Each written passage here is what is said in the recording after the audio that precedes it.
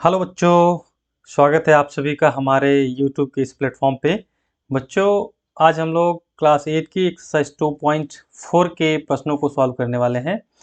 ठीक है बच्चों, इसमें हम लोग सॉल्व करेंगे क्वेश्चन नंबर 7, 8, 9 एंड 10 नंबर को। ठीक है, इससे पहले के सारे वीडियोस को यदि आपको देखना है तो आप हमारे प्लेलिस्ट से जा करके देख सकते हैं। तो चलिए हम लोग स्टार्ट करते हैं आज का पहला प्रश्न, जो कि है आपका क्वेश्चन नंबर 7। ठीक है बच्चों, चलिए क्वेश्चन नंबर 7 कह रहा है कि Hasan buys two kind of cloth materials for school uniform.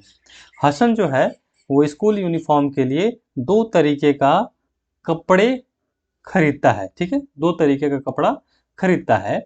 Shirt material that cost ₹50 पर मीटर।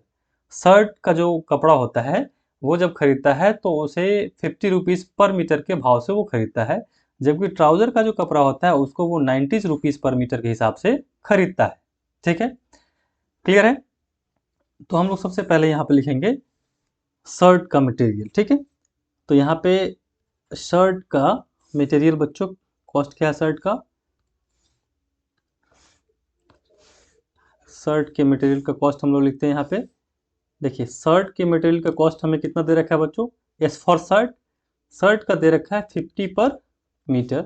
फिर ट्राउजर का हम लोग लिखते हैं, ट्राउजर का दे रखा है, देखो बच्चों कितने, 90 पर मीटर, ₹90 पर मीटर एंड ₹50 पर मीटर। ठीक है बच्चों, अब नेक्स्ट कह रहा है कि for every 3 metres of shirt material he buys 2 metre of trouser material. ठीक है, यानी यानी क्या कह रहा है कि शर्ट का जो मटेरियल है वो कितना खरीदता है? 3 खरीदता है। तो ट्राउजर का मटेरियल कितना खरीदता है? 2 खरीदता है। ठीक है, यानी आपसे कोई पूछे कि शर्ट और ट्राउजर के कपड़े का अनुपात कितना होगा, तो 3:2 होगा, मतलब 3:2 हो जाएगा। ठीक है, अब हम कह सकते हैं कि टोटल शर्ट का कपड़ा कितना खरीदा, तो हम इसमें कह सकते हैं कि टोटल शर्ट का कपड़ा 3x खरीदा होगा। ट्राउजर का कपड़ा कितना खरीदा होगा, तो 2x खरीदा होगा, क्योंकि 3 के मल्टीपल में हो सकता है या 2 के मल्टीपल में हो सकता है। ठीक है, जब ट्राउजर 2 खरीदता है तो शर्ट 3 खरीदता है। ट्राउजर 4 खरीदेगा तो शर्ट कितना खरीदेगा बच्चों? 6 खरीदेगा।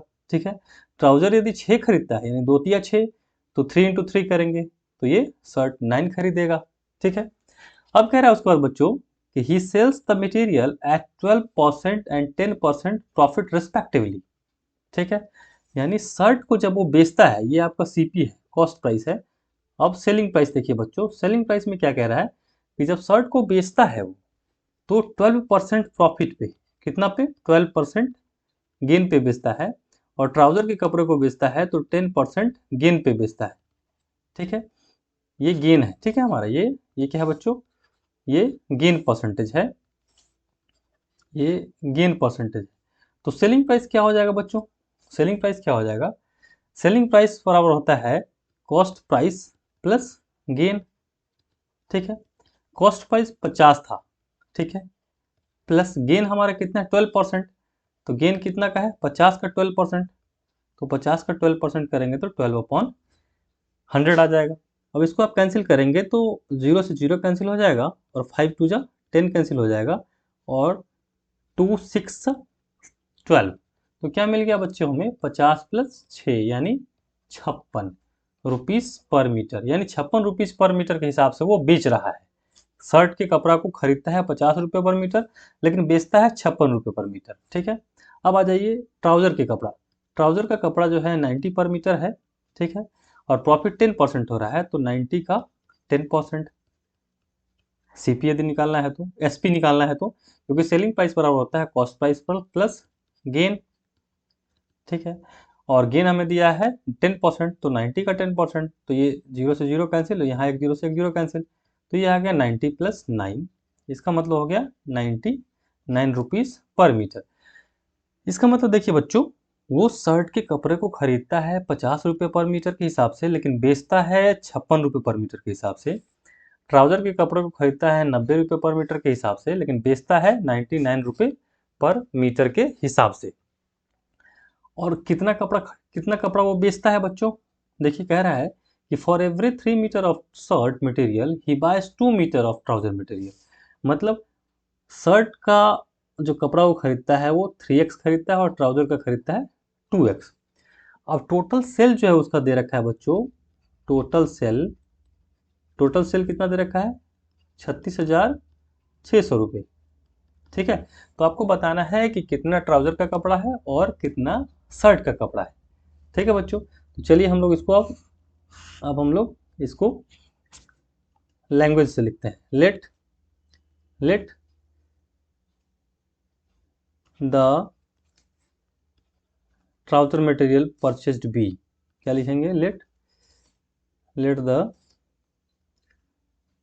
The quantity of trouser material कितना हो जाएगा। ट्राउजर मटेरियल हमने कितना खरीदा है, 2x, देखिए यहाँ पे। तो क्वांटिटी ऑफ शर्ट मटेरियल क्या हो जाएगा, 3x। ठीक है, अब देखिए अब इसमें पैसा कितना लगा होगा। टोटल सेल अपने पास दिया है ₹36,600। अब जब ट्राउजर को हम लोग किसके हिसाब से बेच रहे हैं, 2x खरीदा है अमाउंट, और उसको हम लोग बेच रहे हैं 99 पर मीटर से। ठीक है, तो टोटल सेल हमें क्या होगा, जब हम ट्राउजर को बेचेंगे और शर्ट को बेचेंगे, तो ट्राउजर हमारा है टोटल क्वांटिटी 2x, और ट्राउजर को कैसे बेच रहे हैं, 99 रुपीज़ पर मीटर, तो 2x इंटू 99 प्लस शर्ट जो है हमारा उसका अमाउंट 3x। ठीक है, और उसको कैसे बेच रहे हैं, 56 पर मीटर। ठीक है, तो इस दोनों को जब ऐड करेंगे तो हमें 36,600 मिलना चाहिए। ठीक है, तो चलिए अब सॉल्व करते हैं इसको। जब बच्चों आप सॉल्व करेंगे इसको तो 99 इंटू 2 198x हो जाएगा, और ये हो जाएगा 6×18 5 15 और 1 16। ठीक है, 168x। जब दोनों को आप जोड़ेंगे तो 8 8 16। ठीक है, 9 6 15 16 यहाँ से ले 1 1 2 1 3 366x। टोटल सेल हमारा कितना हो गया बच्चों, देखिए 366x, और क्वेश्चन में दिया है 36,600, ये दोनों बराबर हो गए। तो हम लिख सकते हैं 360x इक्वल टू 36,600। तो x का वैल्यू बच्चों कितना हो जाएगा, x का वैल्यू कितना हो जाएगा 36,600 अपॉन कितना हो जाएगा, अपॉन 366। तो जब कैंसिल करेंगे बच्चों तो यहाँ पे कितना आ जाएगा, 100। इसका मतलब क्या मिल गया, x इक्वल टू कितना मिल गया, 100। x equal to 100। अब x इक्वल टू 100 मिला तो आपको पता करना था कि ट्राउज़र का मटेरियल कितना परचेज किया गया है। तो ट्राउज़र का मटेरियल तो आपने यहाँ पे देखा है 2x है, तो 2x कहने का मतलब 2 इंटू 100 इक्वल टू 200 मीटर हो गया। अब आपसे पूछा जा रहा है शर्ट का कितना है, तो शर्ट का हो जाएगा 3 इंटू 100 इक्वल टू 300 मीटर हो जाएगा। क्लियर है बच्चों, यानी आंसर क्या हो जाएगा, how much trouser material did he buy. ये हो जाएगा, ट्राउजर मटेरियल पूछा गया तो वो है आपका 200 मीटर। क्लियर है बच्चों। अब इसे लैंग्वेज में कैसे लिखेंगे बच्चों, इसे लैंग्वेज में आप कैसे लिखेंगे, ठीक है, इसे लैंग्वेज में कैसे लिखेंगे, देखिए इसे लैंग्वेज में लिखने के लिए बच्चों हम लोग क्या करेंगे,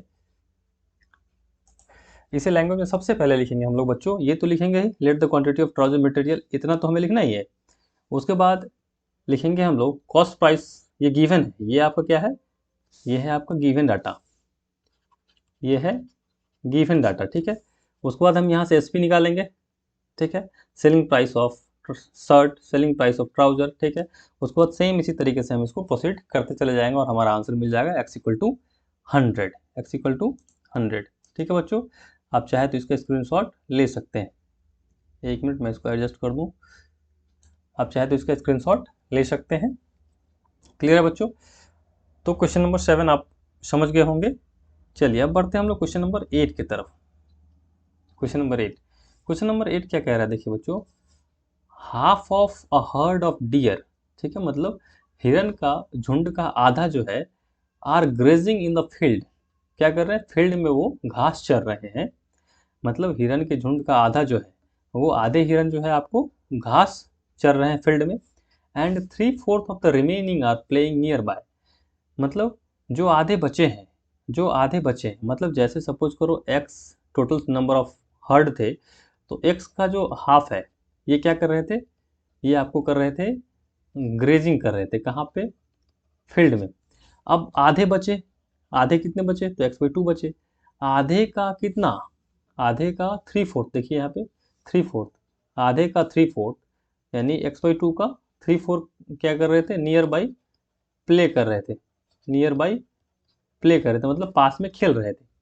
तो आधे का 3/4 खेल रहे थे, तो कितने बच गए अब, आधे का 3/4 तो आधे का 1/4 बच गए, आधे का 1/4 बच गए। अब कह रहा है कि the rest 9 are drinking water from the pond.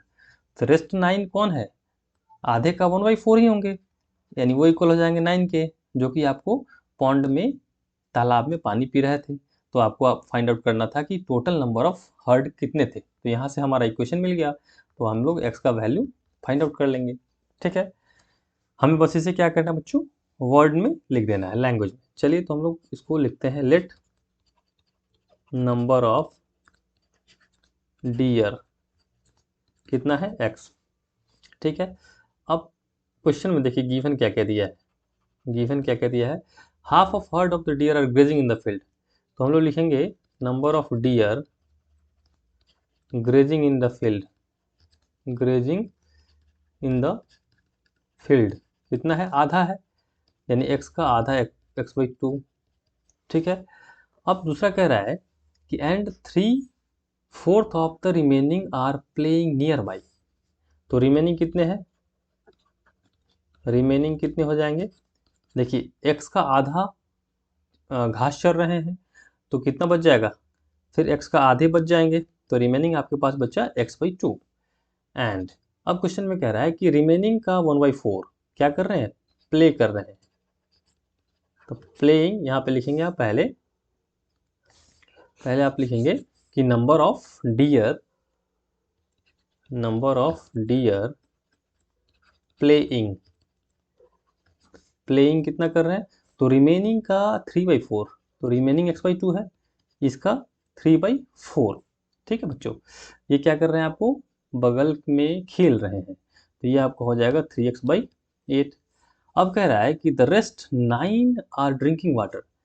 तो अब रिमेनिंग कितना बच गया आपके पास, रिमेनिंग कितने बच गए, now remaining number of dear कितने हो गए, देखिए x/2 आपके पास बचे थे, x/2 बचे थे, उसके 3/4 को आपने खेलने के लिए छोड़ दिया, खेलने चले गए।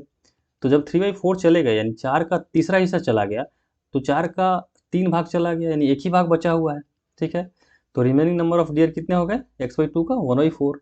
ठीक है, और रिमेनिंग नंबर ऑफ डियर जो है वो क्या कर रहे हैं, तो रिमेनिंग नंबर ऑफ डियर जो है वो 9 है। The rest 9 are drinking water from the pond. तो कह सकते हैं रिमेनिंग नंबर ऑफ डियर, हाँ, ड्रिंकिंग वाटर, यहाँ पे लिख सकते हैं ड्रिंकिंग वाटर बराबर x/2 इंटू 1/4। अब अकॉर्डिंग टू क्वेश्चन हमें क्या दे रखा है कि रिमेनिंग नंबर ऑफ डियर जो पानी पी रहे हैं उसकी संख्या 9 है, तो x/2 इंटू 1/4 इक्वल टू 9।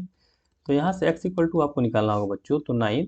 अब यहाँ देखिए x के साथ 2 डिवीजन में है, ये 4 भी आपको नीचे है मतलब डिवीजन में है, तो इक्वलिटी के दूसरे साइड जाएगा तो ये मल्टीप्लिकेशन में हो जाएगा बच्चों।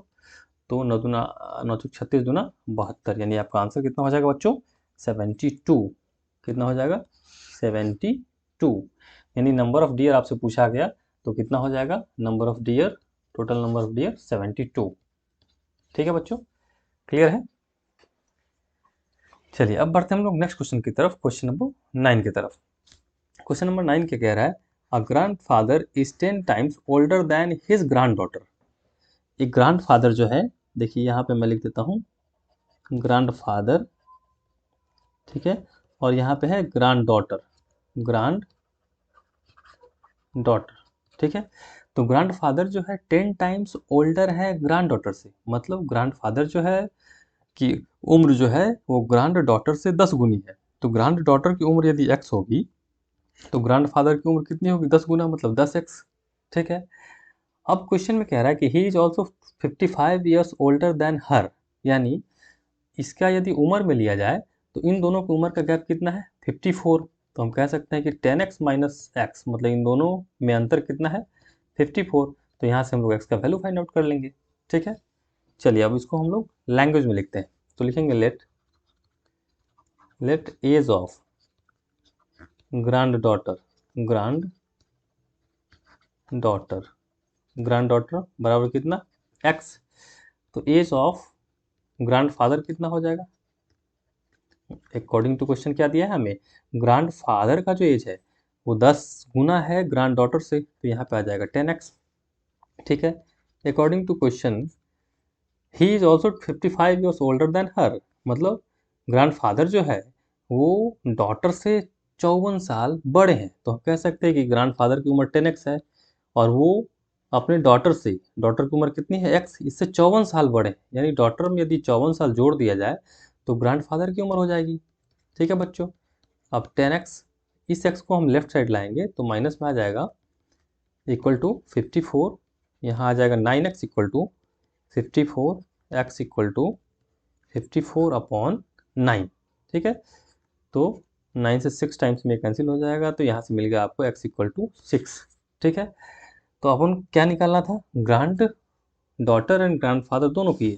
तो देखिए बच्चों, आपको x का वैल्यू मिला और x किसकी उम्र है, ग्रैंड डॉटर की उम्र है, यानी ग्रैंड डॉटर की उम्र है 6 ईयर्स एंड ग्रैंड फादर की उम्र हो जाएगी 10 into 6 equal to 60 years. Clear है बच्चों,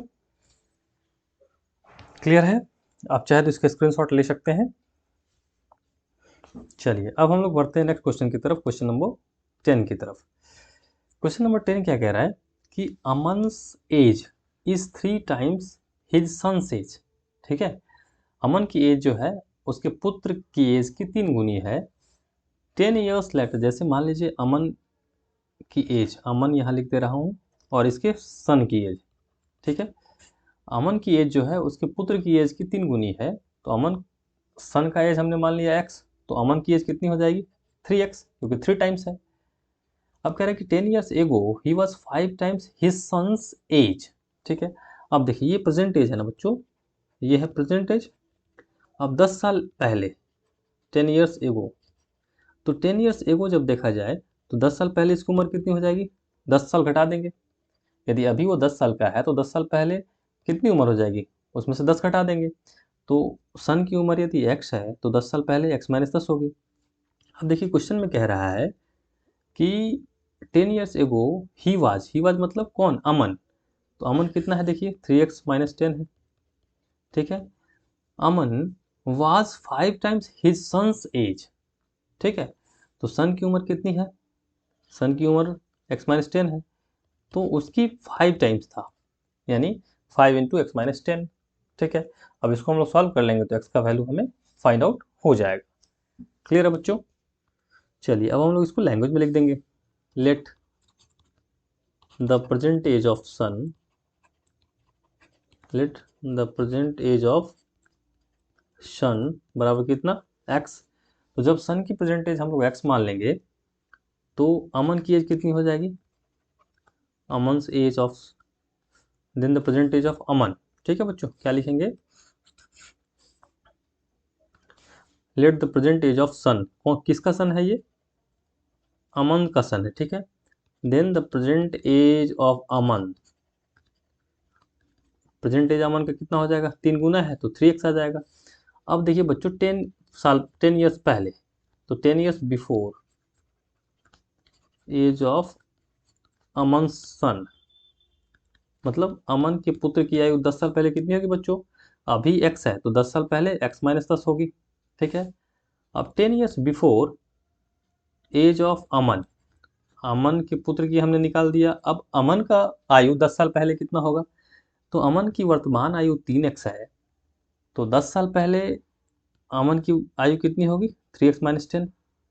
ठीक है, बट क्वेश्चन में क्या कह रहा है देखिए, according to question, according to question, question में कह रहा है कि 10 years ago he was 5 times his son's age. तो 10 साल पहले ही वॉज मीन्स अमन, तो 10 साल पहले अमन जो था, 10 साल पहले अमन की उम्र कितनी है 3x माइनस 10, तो 3x minus 10, he was 5 times his son's age, तो सन की एज कितनी है x माइनस 10। ठीक है, इसका कितना गुना है, तो 5 गुना है, तो 5 इंटू एक्स माइनस 10 कर दिया हमने। तो यहाँ से हम लोग लिख सकते हैं 3x minus 10 equal to 5x minus of 50। 5 को हम लोग एक बार x से गुना करेंगे, फिर 5 को हम लोग 10 से गुना करेंगे, तो 5x माइनस 50। अब यहाँ से हम लोग सॉल्व कर लेंगे बच्चों। ऐसा करते हैं हम लोग 3x को राइट साइड भेज देते हैं, ठीक है। तो जब राइट साइड आप भेजेंगे उसको, राइट साइड दीजिए आप इसको भेजेंगे, तो क्या हो जाएगा बच्चों, ये हो जाएगा 5x, और 3x के पहले पॉजिटिव साइन है, मतलब कुछ भी नहीं है, मतलब पॉजिटिव है, तो इक्वलिटी के राइट साइड जाएगा तो ये माइनस आ जाएगा, और यहाँ पे -10 है, और 50 इक्वलिटी के राइट साइड माइनस में है, तो इक्वलिटी के लेफ्ट साइड आएगा तो साइन चेंज हो जाएगा और वो प्लस में आ जाएगा। तो यहाँ पे लिख सकते हैं 50 - 10 equal to 5x - 3x, 2x हो गया। तो 2x इक्वल टू कितना होगा, 40। देखिए 50 - 10 तो ये हो जाएगा 40 इक्वल टू 2x। तो हम लिख सकते हैं 2x इक्वल टू 40, तो x इक्वल टू बच्चों क्या मिल जाएगा, 40/2। सो 2 से जब कैंसिल करेंगे 40 को तो 20 मिलेगा। तो हमें मिल गया बच्चों x का वैल्यू 20, x का वैल्यू 20। और x किसकी उम्र है बच्चों, x जो है वो है अमन के पुत्र की उम्र। तो हम कह सकते हैं x इक्वल टू 20 ईयर्स, यानी age of Aman, age of Aman son, Aman के पुत्र की उम्र कितनी हो जाएगी, 20। अब अमन का एज पूछे तो वो है 3x, मतलब 3 × 20 इक्वल टू 60 ईयर्स, यानी कह सकते हैं अमन की आयु 20 और अमन के फादर की आयु 60 ईयर्स हो जाएगी। ठीक है बच्चों, क्लियर है। तो आशा करते हैं बच्चों आज का सेशंस आपको अच्छा लगा होगा, आपको ये सारी वीडियोज़ अच्छी लगी होगी, सारे प्रश्न आपको समझ में आ गए होंगे। बच्चों यदि आपको हमारी वीडियोज़ अच्छी लगी तो आप हमारे चैनल को सब्सक्राइब करें, वीडियोज़ को लाइक करें, अपने दोस्तों को भी शेयर करें। फिर मिलते हैं बच्चों अगले सेशन में, तब तक के लिए जय हिंद।